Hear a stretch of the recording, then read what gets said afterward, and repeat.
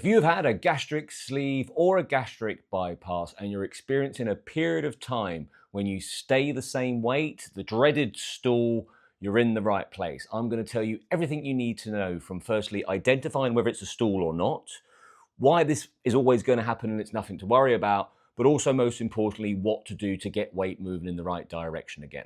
My name's Harry Hedges, the Bariatric PT. I've had the absolute pleasure of supporting thousands of bariatric patients through working through Tonic, one of the most trusted aftercares in the UK, and I'm going to turn up on here every single week and provide value towards helping patients with any questions they may have. I did a post on my short form social media recently. It went pretty viral, asking for questions. I want to be the go-to person when it comes to bariatric support. And a question that came up over and over and over again is, what do I do when my weight starts to stool? And the first thing to do is to identify, is it actually a stool? Remember, the goal is actually fat loss. And when you weigh yourself, the scales tell you a certain number.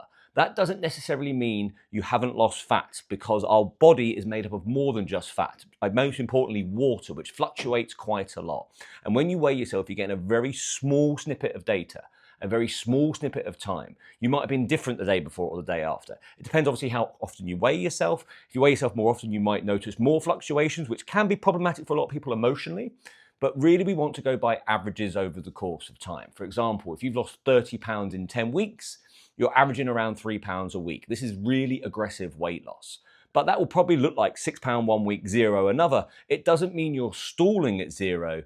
It just means the body is working that one out a little bit. Our body's clever. It is constantly seeking a thing called homeostasis. It is constantly seeking us to stay the same.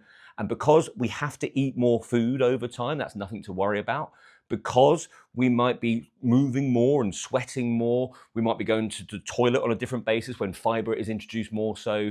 There's a lot of volatility to our body weight, so we don't want to go by just one metric, but we should be looking at other metrics of success, such as clove sizes, taking inches. This is a much more bulletproof way to check that fat loss is occurring rather than scales. It doesn't mean we don't go by scales. Scales are a very available metric, but actually the understanding is still very poor out there. Weight can fluctuate also due to time of the month. So you've got for ladies, you've got follicular phase, you've got luteal phase. During the luteal phase of your cycle, and it's worth identifying when that is, you're going to find far more water weight fluctuations. So for ladies, you may not be stooling. It might be a case of just zooming out and looking at the data on a monthly basis and seeing, if you compare the 1st of March to the 1st of April, the 8th of March to the 8th of April, etc., you're going to get a far more consistent reading than the week to week where we know there's going to be volatility. I would say if you feel like you have done all the right practice as best you possibly can and you've stayed the same weight for a month, then maybe we might need to fine tune a few things. Anything under a month, it doesn't mean that you're not losing body fat. I generally mean that, and it's important we get behind that. The second thing to identify is, are we actually doing the right practice?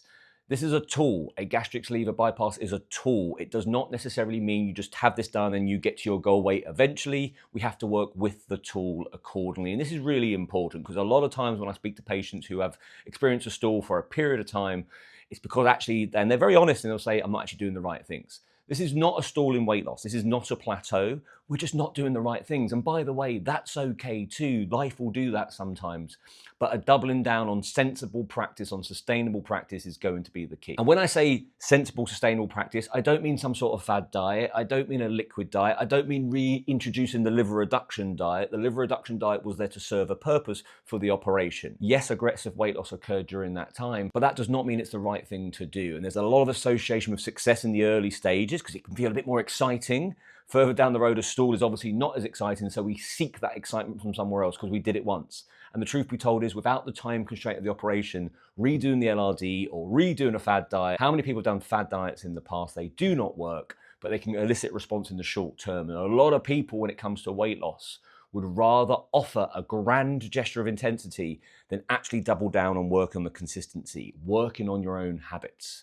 And the habits are always going to be a key. I saw a really interesting case put forward recently that if all the body fat in the world was split evenly amongst all humans, you would find people would go back to their normal physique within 3 to 5 years because that's how important habits are. And I think it's not a case of grand gestures of intensity, it's more about an open mind to consistency. And what does that look like? Optimal protein. If you are over 6 weeks to 8 weeks post-procedure, we've got to be hitting more than 60 grams of protein. 80 to 100 grams is most optimal. Every gram of protein is 4 calories. That's only 320 to 400 calories of your diet being protein. This is not a high protein diet. It's an eat the right amount of protein diet. Protein's very filling. Prioritizing meals with protein. This is going to keep you fuller for longer throughout the day, which means you're less likely to snack. A lot of patients stop prioritizing meals because they can be quite small meals and they get full very quickly, and it can feel a bit like, what's the point sometimes?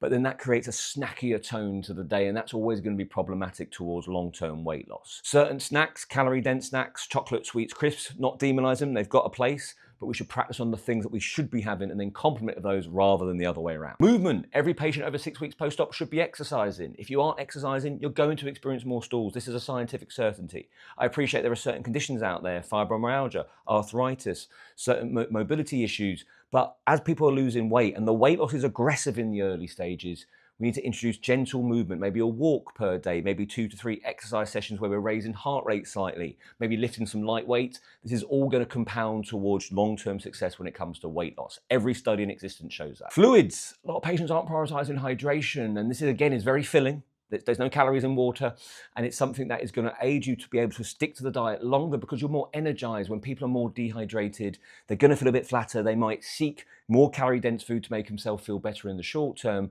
But also, when we are dehydrated, we tend to seek carbohydrates. And again, there's nothing wrong with carbohydrates. But when people are de-energized and dehydrated, they tend to seek quick carbs, quick, easy, junkier carbs to make themselves feel better. And naturally, that's going to be more problematic. So you may not be stalling. You may need to be prioritizing your protein, prioritizing having meals instead of stacks, prioritizing your movement, and prioritizing your fluids. Those 4 things put together, us humans, we have to move, we have to eat, we have to sleep, and we have to drink. These are the things that really will aid you when it comes to further weight loss. And if these aren't being prioritized because life has got busy or we just haven't actually built that habit yet, you will experience more stools, but that is a powerful message. We've got things that we can do. It's much better doing than it is looking to restrict further. The truth be told is with a gastric sleeve or a bypass, if you do those things, the restriction itself will kick in and suddenly we'll get that weight moving in the right direction again. And number 3, if you do generally feel that you're doing all those things the best you possibly can, and be honest with yourself about that, then the answer would be to track calories. There's a saying I quite like. When you're on the motorway and the speed limit's 70 miles an hour, you don't have to look at the speedometer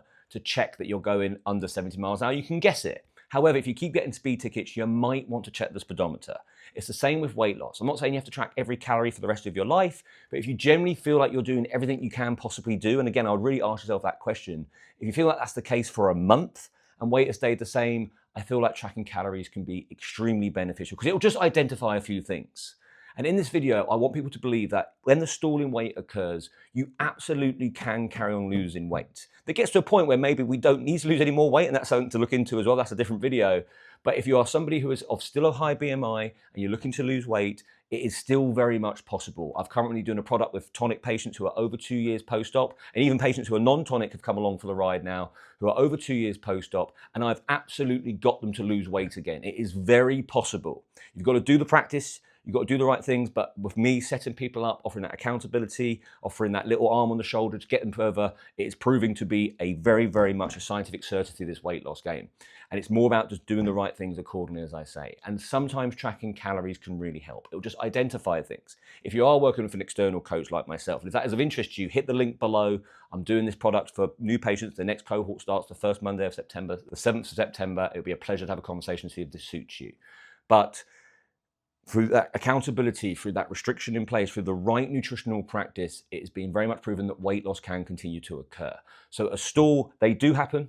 They will happen as part of any weight loss journey. What you do about it is entirely up to you. It's not about what happens to people, it's about how they react. And by implementing the right practice accordingly, you will break through a stall. But most important point of this whole entire video, do those processes for the right reason. I've never met someone who has hydrated themselves, who has ate meals throughout the day, who has moved more and not felt better for doing it. The whole point of a weight loss journey is you get to a point where you don't need to lose weight anymore. The whole point of getting to it, you're almost stalling forever, aren't you? But in the place where you want to be, the only way to do that is with the right habits in place. You don't want that yo-yo. You don't want that all or nothing. So do these processes because they make you feel better day to day. And the byproduct will be weight loss, and the byproduct will be weight maintenance as and when you get to that point.